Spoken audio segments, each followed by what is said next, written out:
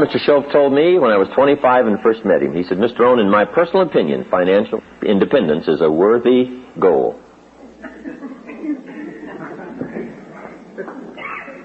Now, he really said that for a reason, because a lot of people are having problems with financial independence simply because they have some moral issues really confused in their minds about the value of money, or the danger of money, or having too much money, or that the true values of life are not wrapped up in money, so money really doesn't matter that much. And some people have some problems in this area, and I'll admit I had some. When I first started making more money in 1 month than my father made in 1 year, at first I was very disturbed by that. And guess what? For a long time I wouldn't even tell my parents. I didn't tell them. I said, what are they going to think? I make more money in 1 month than my father makes in 1 year. How can I tell them? And I was really confused about that. I was really bothered by that for quite a while. I think it was several months. No, because here's when it ended. I finally worked up the courage to tell them how I was doing. I can't remember now just how I put it. I was just trying to figure out some way to put it right, to break the news to them so it, wouldn't be, too great a shock. When I told them what I was doing and what was happening and what was going on, they were just incredibly delighted. They were terribly happy, terribly excited. And I discovered that I'd worried and been bothered all those months for nothing. Because I had this in my mind. How am I going to justify it? How am I going to, work this whole thing out? How are they going to feel? And sure enough, I had just conjured all this stuff up in my mind, and it really was not real. But some people really have some problems on financial independence because they feel that the morality of earning lots of money is a very valid question. Every once in a while, someone after my seminar says, I think you talk too much about money, success. And that's not where the good life is. The good life is not just money and success and making a lot of money and doing well financially. And I understand that. I really do. And I have pondered those subjects all these years. And I don't want it to make it seem like just going for money or financial success is where the true values are. They are not. And hopefully in my seminar I've got enough in there to try not to mislead people that I'm just thinking of financial success. But, so Mr. Shoaff said to me, in my opinion, financial independence is a worthwhile objective. He said, here's why. He said, Jim, once you get money out of the way, you can't believe the other dimensions of your life you can work on. Once you solve the money problem, he said, now you'll have the time, more time, to work on certain other projects of your life that will really start to grow and expand. So he said, for that reason, I think financial independence is a worthwhile objective. And I know part of it's a moral question. There is a Bible phrase that says, the love of money is the root of all evil. But I'm sure the phrase is probably more correct in saying the love of money. The love of money. Now, when I did start getting some of those big bonus checks way back in those early days, my first crack at money, right? I wasn't too worried about, whether or not it was going to ruin me. One of my friends, right, his wealthy friend, when he started making a lot of big money, said, Robert, I don't know if I should give you all this big money or not. Said, money's ruined a lot of people.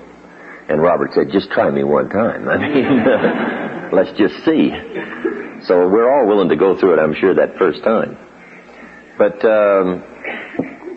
I know it is a moral question. Sometimes it's something you just have to wrestle with. But here's what I found out. Financial independence is not something you have to throw away all other values to acquire.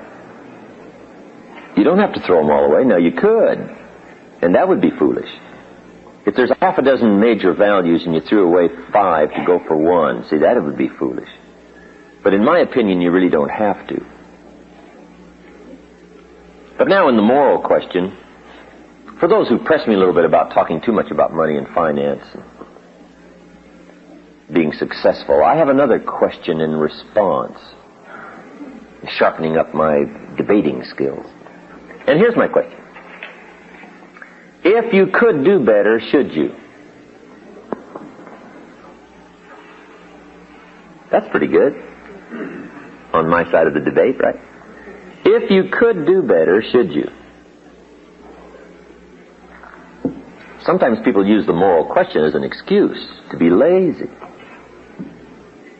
and not to improve. Then on the other side, part of it is just the challenge to see what you can become, regardless of what the amount is. A man said to me one time, well, Mr. Rohn, I'm making about $50,000 a year. Isn't that enough? And I said, yes, it's enough if you're bumping your full potential. But if you're capable of $500,000 a year, you're somewhat of a loser. See, it's not the amount that counts. It's the extent of your reach that counts. That's what we want to do. Employ the full extent of our reach, whatever that amount turns out to be.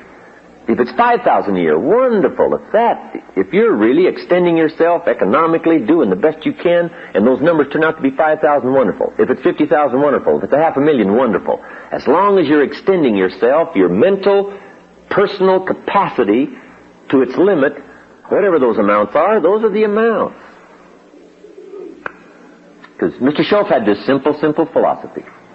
How far should you go? Answer, as far as you can. How much should you learn? As much as you can. How many books should you read? As many as you can. How much should you earn? As much as you can. How much should you share? As much as you can. What should you accomplish? As much as you can. That's a good philosophy. What could I do in comparison to what I am doing? What could I do to extend my reach? Am I fully employed? Good question. And I think that's the answer to some of the moral question. If you're properly using your 8 hours and you're extending yourself and you're doing your best, whatever that amount is, that's the amount. But financial independence is a worthwhile goal. If you can finally set money aside as being such a major object in trying to accomplish and paying the bills. And Mr. Schultz said to me, Mr. Rohn, I think the only way to get money out of the way is to have plenty.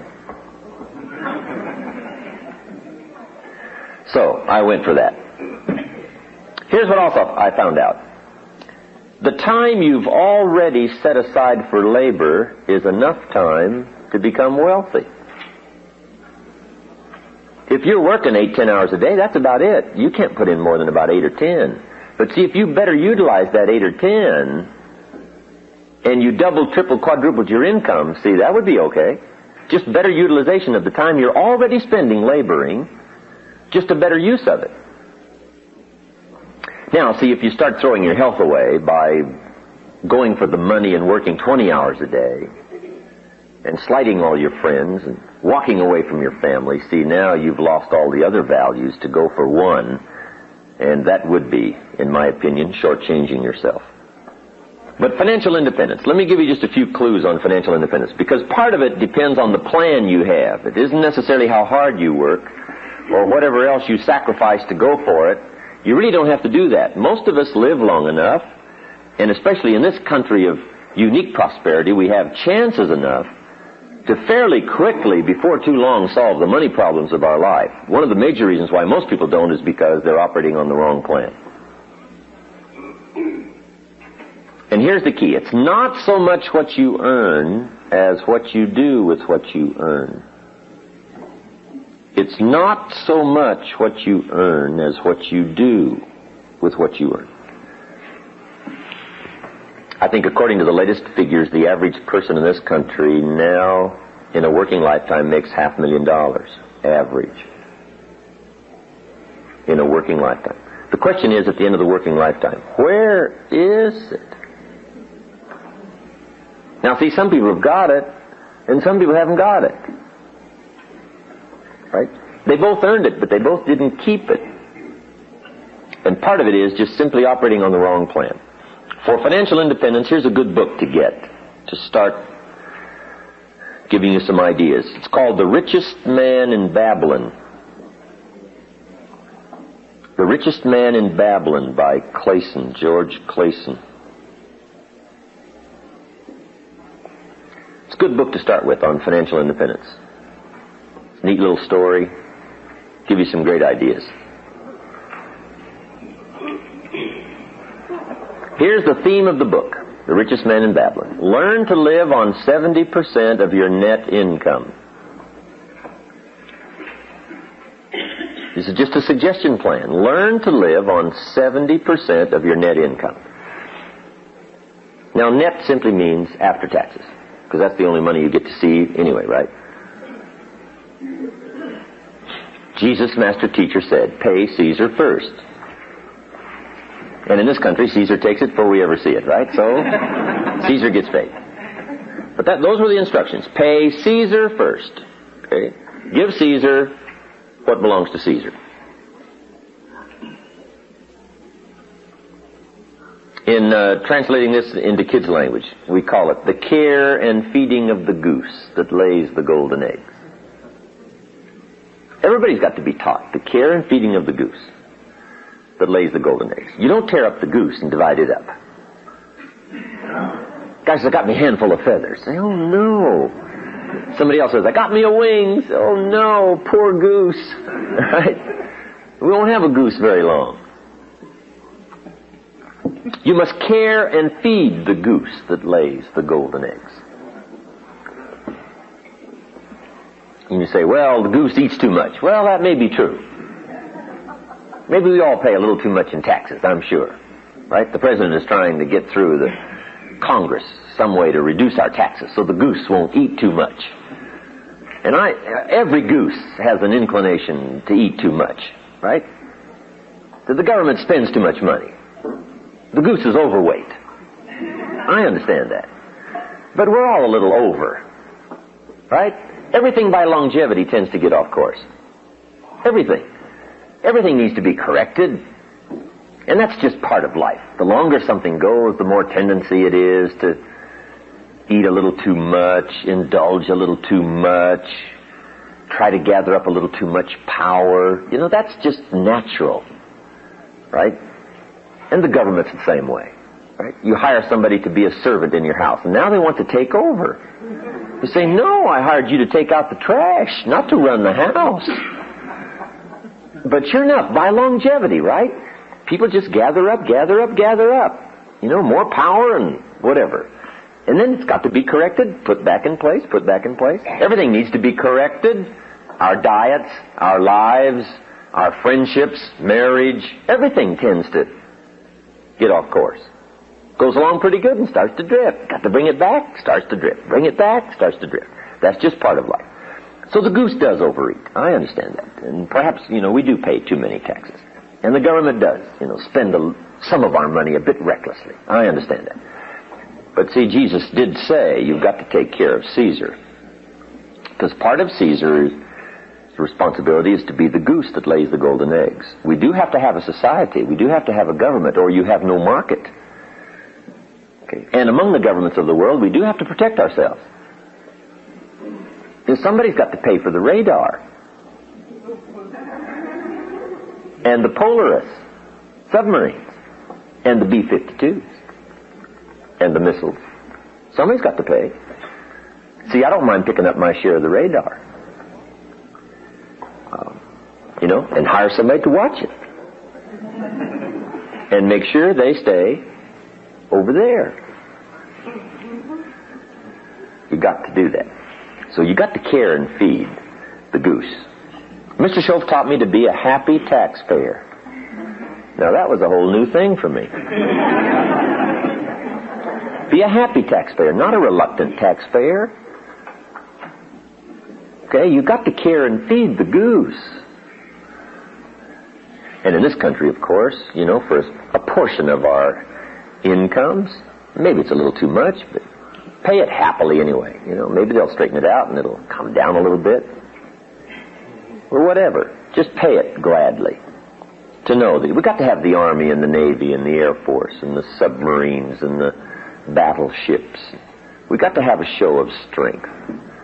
We've got to be a leader among the free world. We really do. And all that's got to be paid for. So I don't mind picking up my share. And everybody ought to pay their share. In my personal opinion, the poorest of the poor ought to pay federal income taxes. if it's only $1 a year, so they have the sense of contributing to the care and feeding of the goose instead of just taking. They also contribute at least $1 a year, the poorest of the poor, so that they have a sense of helping to pay for the safety and the security of the country. Because see, with our present Navy and Army and Air Force and the governmental structure and what safety we do have around the world, keeps us here secure in our homes, right, where we can work and enjoy each other's, commerce possibilities, trade goods and services, and make money, enjoy ourselves, and have parties. Now, if somebody's willing to do all that out there while we're here having fun, making money, and having parties, I don't mind picking up my share of the tab. Okay. So, Caesar's first. Pay Caesar first. Then, what you got left after Caesar needs to be divided up. And the book, The Richest Man in Babylon, gives you some suggestions on how to divide up your money and where to put it, so that you'll have a good plan. Everybody needs a financial plan. Because here's how you surely wind up broke. Spend all you make. So you just wind up broke. Now, in those early days way back there, I spent more than I made. That's why I'm making it down to budget. Finance. To finance the deficit in my spending. Okay. Some suggestions on what to do with the money you've got left now after taxes. One is, learn to be enterprising. Profits are better than wages. Everybody should turn part of their income, even if it's from wages, into capital, and become a capitalist. The healthier the country becomes is going to be a result of more and more people becoming capitalists. Not just letting big business be the capitalist. Now, communism teaches that all capital should be in the hands of the state. And we should take it out of the hands of the individuals because they're too dumb and stupid to know what to do with it. All we want them to do is just show up and do their work and go home and behave themselves to stay out of trouble. And we will take care of the capital, the government. Now, see, in this country, we don't believe that. Communism teaches everybody should blend into the mass to the glory of the state. And we all say, heck with that.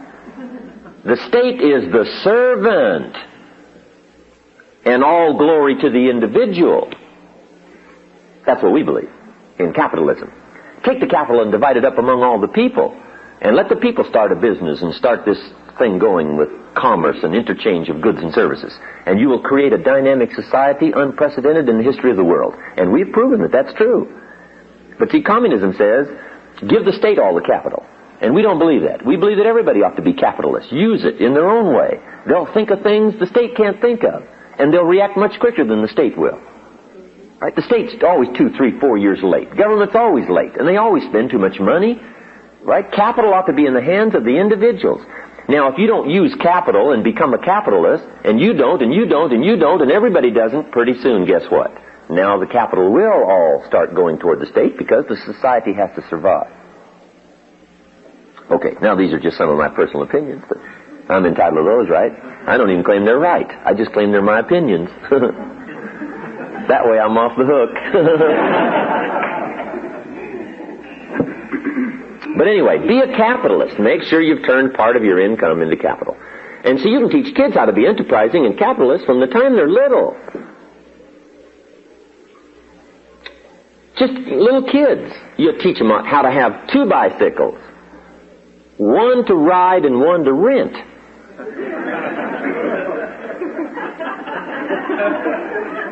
To earn money. Okay. And teach kids how to earn money. Not just get a job. Teach them how to be enterprising. Teach them how to sell. One of the best ways to learn about life is just get out and sell something. And little kids can sell. Teach them how to buy a bottle of soap for $2 and sell it for $3. Right down the street. Your market's next door. You don't have to go very far. Teach kids how to knock on doors. Say, Miss Brown, I got this soap. It's the finest in the world. Teach them how to do that. And then teach them all the advantages of being a kid. Some people will buy from you just because you're little. They will. It's an advantage. And the littler, the better. So you teach them how to be little. And you've got to hurry because you won't be little forever, right? Get out there and take advantage. Right? So a little kid knocks on the door and says, Miss Brown, I've got this soap. It only costs $3 and it's the best there is. And I'm your neighbor. I can take care of you. You should buy it. And besides, I'm little. Miss Brown says, hey, I appreciate you coming by. That's really nice. I appreciate that.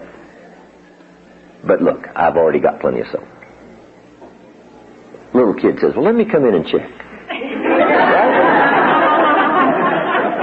See, kids don't mind doing that, right? I mean, they know how to overcome objections. You don't need to give them classes.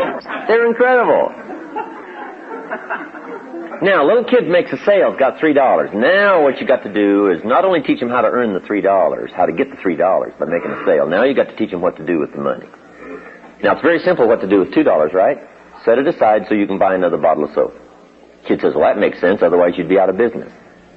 That's right. And I know some adults are a little short on that information. So you got to set aside $2. Kid says, well, okay, then I got $1 to spend. Say, no, if you spend that, you'll wind up like most people age 65 broke. And then take them to that part of town where people are 65 and broke. And show them. Let them walk around the neighborhood, drive around. And the kid says, well, I don't want to live like this. Say, fine, now here's what you do with your money. You just got to show. Sometimes you got to go and touch and look and see what you don't want so that you'll make arrangements over here not to ever be there. What was that movie they came out with where they took the kids to the jails? Scared Straight. Let them visit with the prisoners, right? And firsthand they looked around, saw these bars in the jail, prisons, talked to some of the prisoners, and firsthand got somebody to say, whatever you do, don't come here. Now that's not some minister saying don't go there. That's the man saying don't come here, whatever you do. Let me show you what it's like. Here's where I have to sleep. I can't get out. I've got 15 more years to spend here.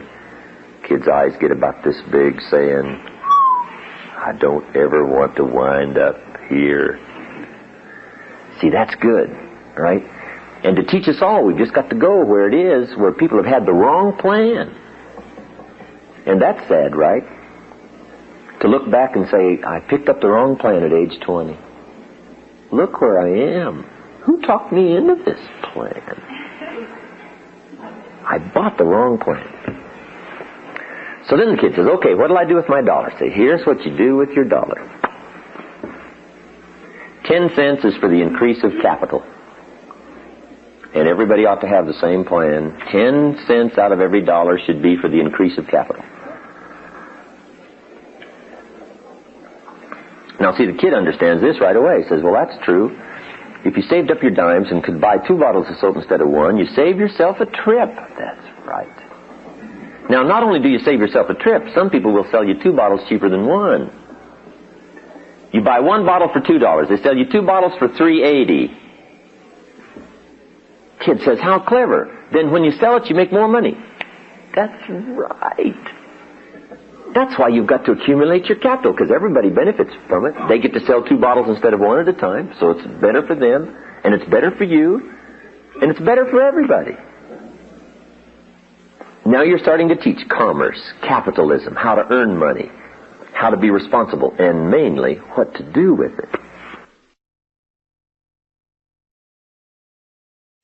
Here's another 10 cents. Another 10 cents is to give.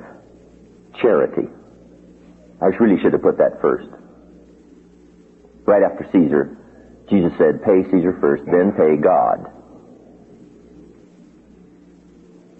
Charity. Some churches teach 10%. That's good.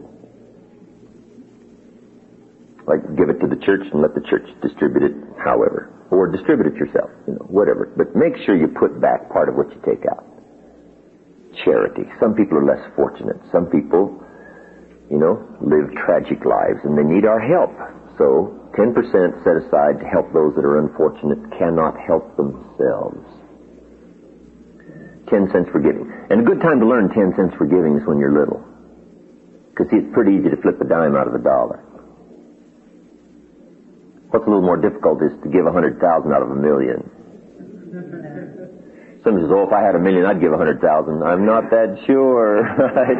That's a lot of money. We better learn it now, just in case, you get the big stuff and won't turn loose of it. So develop the habit now of the 10 cents, right? Kids should learn the first dollar you get, you should learn how to divide it up. Because if you let a kid, when he gets his first dollar, spend it all, you've already started them on the wrong habit pattern. Now, what if they do that the rest of their life? They will be in serious trouble. So you got to teach them what to do with the first dollar. The first dollar.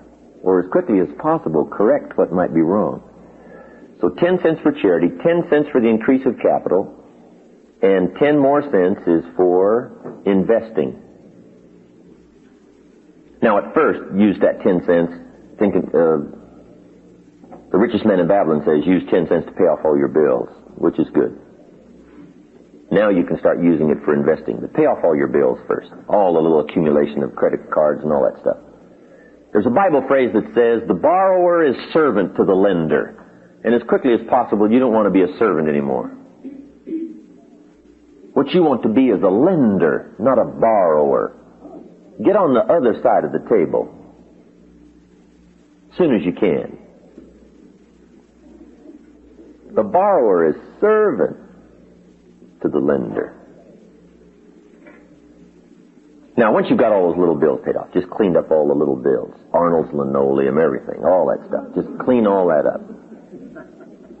Now you've got some money to invest.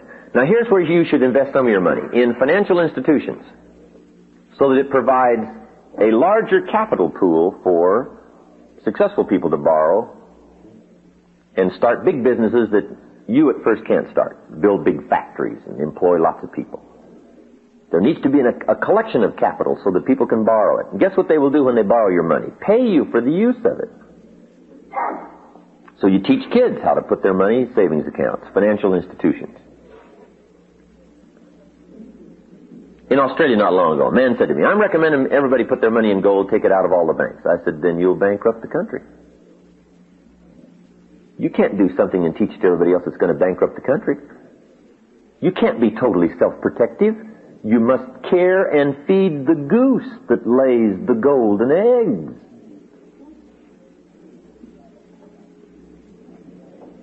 If you're going to drive on this society's streets, and if you're going to walk on society's sidewalks, and indulge in society's commerce and goods and services in the community, you've got to do your share to care and feed the goose.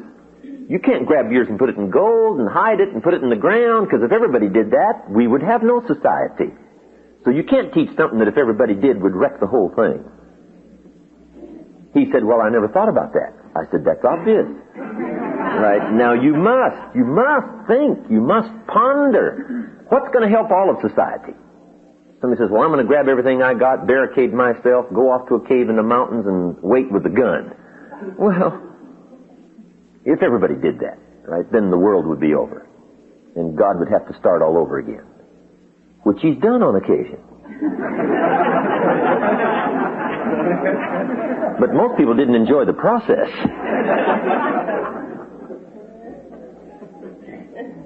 So what's going to help everybody? What's going to help commerce? What can I do on my part on taxes and my part on savings and my part on helping financial institutions that will build businesses and employ more people and keep the health of the country going and alive? Right? You just have to think, not just about yourself. Right? Self-thinking is for the development of skill. Now we need to think also outward about what can I do? My part, my 10 cents, my percentage. And you can teach this to kids. Put your money in financial institutions. Kid says, well, do you get it back? Say, sure you get it back. They borrow it for a while and give it back to you. And they also pay you interest on it. Pay you money for using it. Kid says, how clever. And then you give him the blockbuster. He says, yeah, but what do they pay kids? And you give them the good news. Same rate as they pay adults. Now you can start acting big. Because now, number one, you are a lender instead of a borrower, and you're getting paid as much as adults. Even if you're 10, they pay you the same percentage. Kid says, wow. Now then, you also have to teach kids how to be happy taxpayers. Because kids become taxpayers as soon as they spend money. They go down to the local store, spend 50 cents. Shopkeeper wants what else? 3 more cents. Kid says, it says 50 cents here. Says, it's 53 cents. You got to give me 3 more cents. Kid says, well, what's that for? Who gets that money? Now, at age 10, he's a taxpayer. 3 cents he's got to cough up.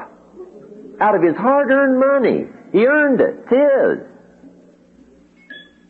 Kid says, the shopkeeper says, you got to give me 3 cents. It's taxes. Little kid says, well, I'm only 10. Doesn't matter. At 10, you become a taxpayer. Now you've got to teach kids how to be happy taxpayers and what the 3 cents is for. Otherwise, they will be confused. So you teach them what the 3 cents is for. See, well, see the sidewalks and the streets? Everybody can't make their portion of the street. You don't have the equipment. So what we do is we all gather up this money from all of us, and we pay somebody to build these streets and these sidewalks. So you have something to ride your bicycle on, and you can go places. Kid says, well, that makes sense. Then here's my 3 cents.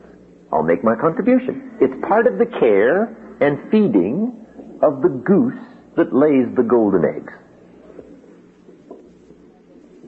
And then you also teach kids. See the police car going there? You own that. It's yours. And the guy in it's one of your servants. Servants, called public what? Servant. So at age 10, you got some servants. Servants. Taking care, keeping the bullies away. When you get in trouble, give a call. See, once kids understand, once people understand where the money goes, what's it for, make the happy contribution, divide up your money gladly instead of reluctantly, okay, then you can just change a lot of this inner turmoil. And you get more excited about participating and doing your part and learning skills and growing, so that you become an incredibly unique part of society rather than a reluctant part and a foot-dragging part and an unhappy part and a miserable part, and you do it with animosity instead of joy. So you can imagine what the complex of society and how it would change if everybody had those feelings. But if enough of us do, see, we'll be able to affect all the others, at least in some measure. What you do with your money. So now we've got 30% set aside. Learn to live on 70. Okay? Caesar first, then God, 10 cents for increase of capital, 10 cents to invest. Live on 70. Now once you get doing extremely well, you can even start living on less and less and less, because the amount is more and more and more. Now a few more tips on financial independence and we'll take our first break. Here they are. Number 1, if you haven't done it in a long time, put together a financial statement on yourself. A financial statement simply is a piece of paper divided in half, and on one side is all the list of your assets, the value of your assets. On the other side of the paper is all that you owe, called liabilities. Then you subtract one from the other, and that now is called your net worth. Mr. Shope asked me, have you put together a financial statement recently? I said, I never have put together one. He says, well, now's the time to do it. And I wasn't too happy about putting together that first one. I said, well, it's not going to look that good. He said, it doesn't matter how it looks. You got to have one. To get where you want to go, first of all, you got to know where you are. Say, where am I, without kidding anybody? Okay, now this first financial statement, you don't have to publish it in a public record. It's for your own private eyes to see, but you got to see where you are. Take a look. Now, when I put my first one together, I had no problem on the liability side. I mean, that was a long list. Budget, finance, they were all on there. Money I'd borrowed from my parents. I mean, it was all on there, right? On the asset side, though, I really started scraping the bottom of the barrel. I put the value of my shoes on there. I put shoes. There was $10 at least, right? I mean, I'm scraping. So I won't look so bad, right? But anyway, so if you putting together your first one, right, whatever you got to do, make it look as good as you can. But also, make sure it's accurate and make sure you take a good look at where you are. Now then, play this financial independence program like a game. Be delighted in reducing your liabilities and increasing your assets. Once I got the hang of this, I started putting together a financial statement about every 30 days, sometimes even less.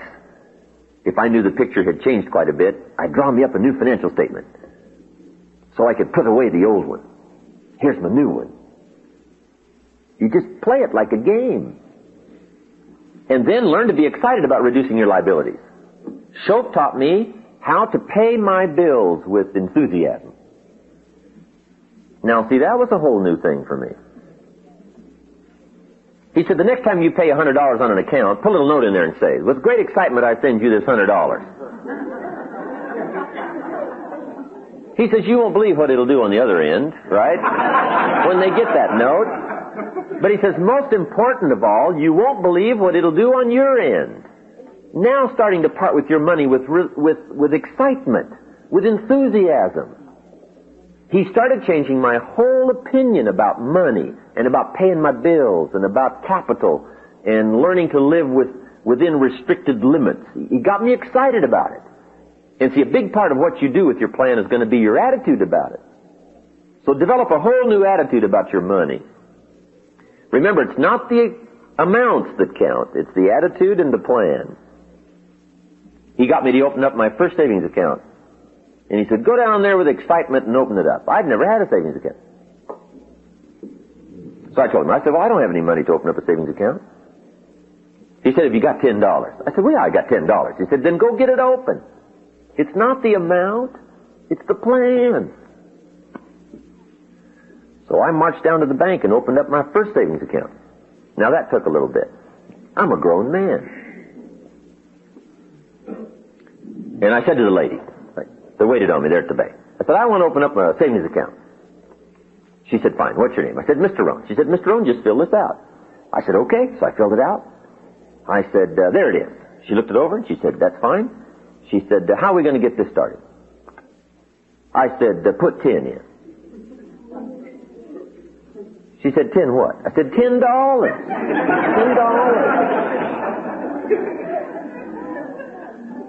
Now, Shoaff said, be enthusiastic. Now, see, I had trouble there. I'm 25, I'm married, my family's starting, I'm working, and I've been to college. And I'm opening up my first savings account with only $10. Now, that was tough. But Shoaff said, swallow hard and just go do it. Do it with excitement, because it'll change. It's the plan that counts and not the amount. Wow. So I put the $10 in. I said, hey, this doesn't look like much, but I said, I'll tell you what, before long, I will have the largest savings account in this bank. She said, well, if you say so. Guess what?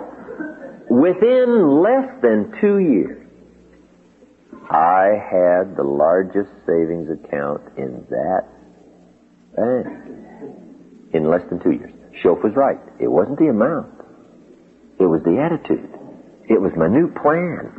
I got excited about rearranging my life, putting it together.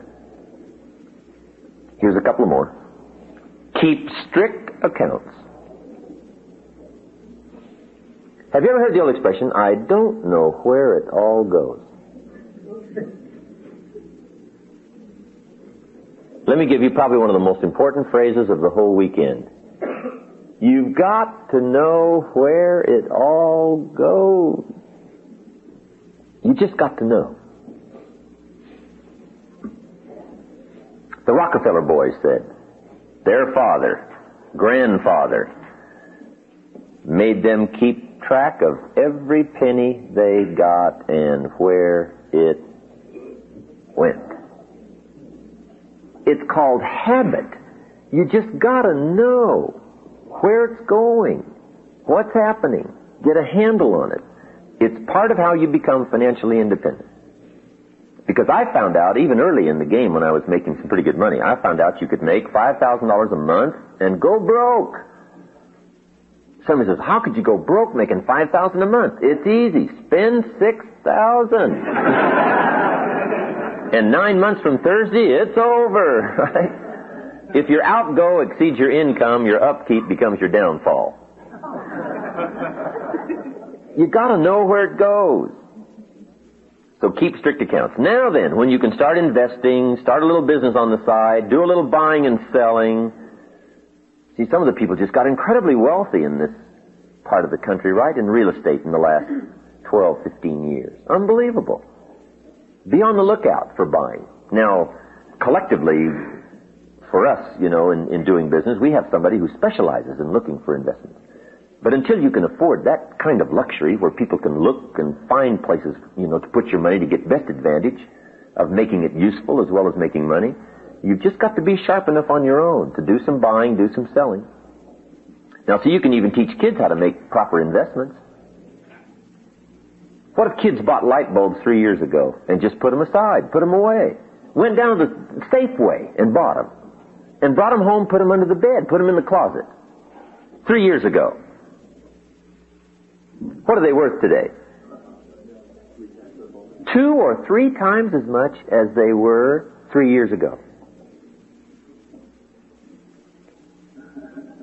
How would you like to make that kind of return on your money? Incredible. Kid says, light bulbs, I never thought about that. Just buy some and set them aside.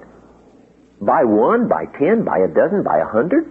Save up your money, put them in light bulbs, set them aside. Okay? 3 years later, now you got some light bulbs to sell. At an incredibly inflated price. Kid says, well, yeah, where do you sell light bulbs? Same people that are buying your soap. Just right down the street.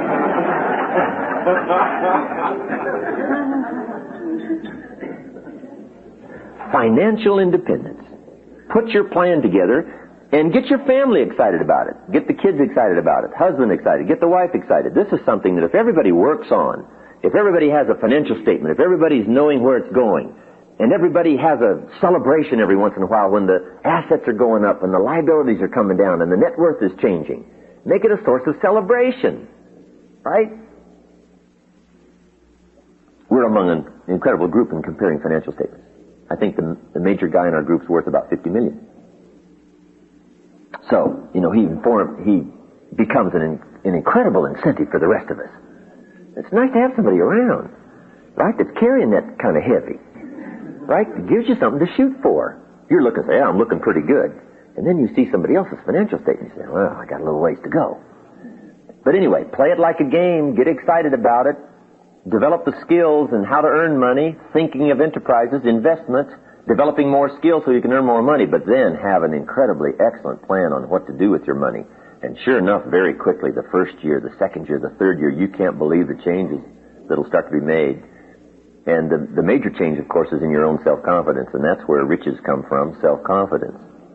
It's not the growing bank account. It's your growing awareness that you're in charge. You got a plan. You're on track. It's changing because you changed it. It's different because you made it different. It's growing because you made certain commitments to yourself. And those kind of feelings are where the treasure is. Because the true treasure is in personal development. Happiness is not contained in what you get. Happiness is contained in what you become. But sure enough, what you become is related to what you get. So you can take a look at what you've gotten and have great satisfaction that you're the one that designed it. You're the one that defined it. You just didn't let it drift and get into trouble. You made the changes. You made the hard decisions. So for your own financial independence, get the book, get some other books, do some reading, make it a game, play it, have a plan, change your attitude, become a happy taxpayer, pay your bills with enthusiasm. Put all this together and I'll tell you what, it'll start to change, you won't believe. Okay, financial independence.